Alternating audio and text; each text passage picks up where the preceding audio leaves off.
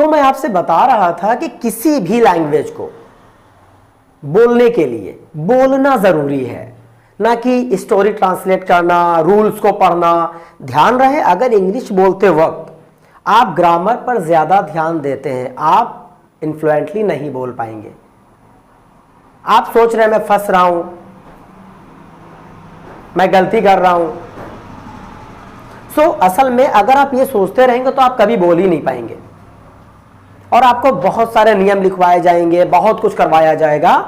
अगर सोचने की बात है, अगर नियम लिखवाने से या बहुत सारे नोट्स बनवा देने से कोई इंग्लिश बोलने लगता, तो लोगों के पास बहुत सारे नोट्स हैं, बहुत सारी बुक्स हैं, वो बोल सकते थे।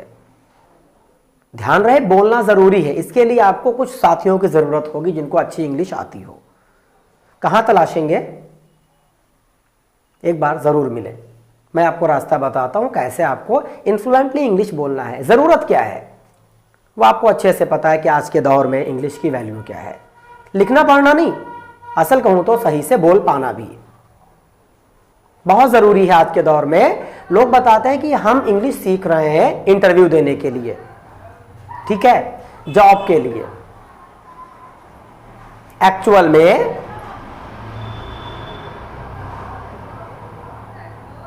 एक्चुअल में इंग्लिश जरूरी है रोजमर्रा की जिंदगी के लिए।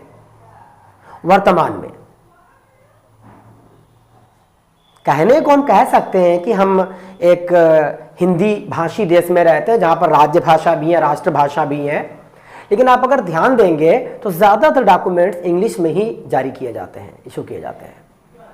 अब आप सोच लीजिए कि हम कहां पर हैं।